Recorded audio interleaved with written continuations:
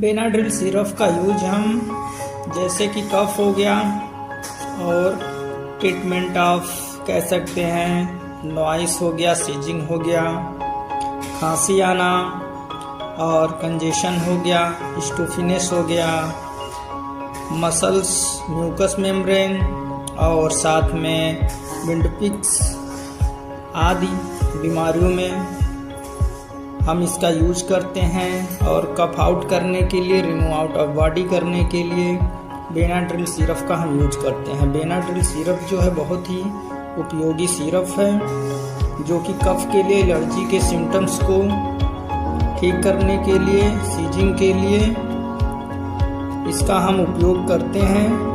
और ये जो सिरप है बेनाड्रिल एक ब्रांडेड सिरप है।